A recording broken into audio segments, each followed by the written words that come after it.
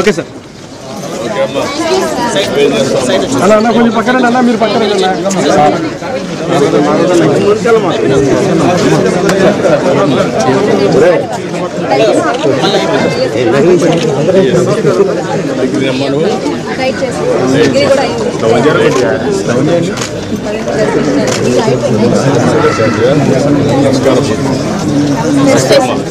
నమస్కారం.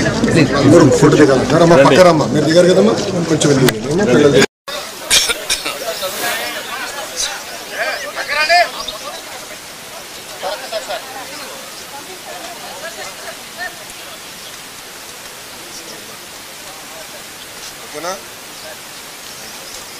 ఇప్పుడు అందరికీ నమస్కారాలు. ఈరోజు కృష్ణా, గుంటూరు, ఈస్ట్ గోదావరి, వెస్ట్ గోదావరి, పాత జిల్లాల్లో గ్రాడ్యుయేట్స్ కాన్స్టిట్యున్సీ ఎలక్షన్ జరుగుతున్నాయి. ఉత్తరాంధ్రలో ఎమ్మెల్సీ ఎన్నికలు జరుగుతున్నాయి, అది కూడా టీచర్స్ కాన్స్టిట్యున్సీకి. వీళ్ళందరూ కూడా చదువుకున్న ఓటర్లు. నేను అందరికీ ఒకటే విజ్ఞప్తి చేస్తున్నా, ఓటు వేయడం అనేది మన బాధ్యత. ప్రతి ఒక్కరూ కూడా మీ ఓటు హక్కుని ఉపయోగించుకుని బాధ్యత నెరవేర్చాల్సిన అవసరం ఉంది. భారతదేశం ఒక పెద్ద ప్రజాస్వామ్యం. ఈ ప్రజాస్వామ్య దేశంలో ఓటు అనేది ఒక పెద్ద ఆయుధం. మీ అభిప్రాయాలు మీరు చెప్పడానికి కానీ, అదేవిధంగా భారతదేశంలో ప్రజాస్వామ్యాన్ని చైతన్యంగా పెట్టడానికి ఈ ఓటు అనేది ఒక హక్కు కింద తీసుకొని అందరూ కూడా ఒక బాధ్యత కూడా. ఆ విషయం కూడా మనం గుర్తుపెట్టుకోవాల్సిన అవసరం ఉంది. ఎప్పుడైతే ఓటేస్తామో అప్పుడు మనందరం కూడా ఒక చైతన్యవంతమైన ప్రజాస్వామ్యానికి నాంది పలుకుతాం. అది ప్రోగ్రెస్కి కానీ, వెల్ఫేర్కి కానీ, భారతదేశ ప్రతిష్టకు కానీ పనిచేస్తుంది.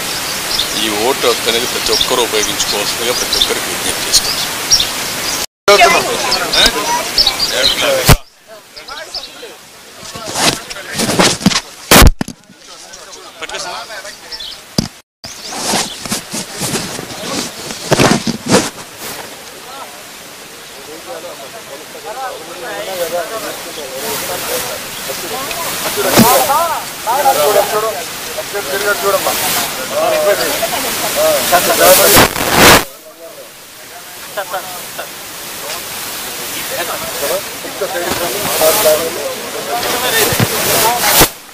Your candidate, good governance will help your candidate to win.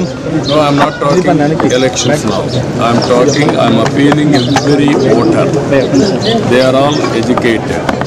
Even illiterates are voting, heavy voting whenever there are elections.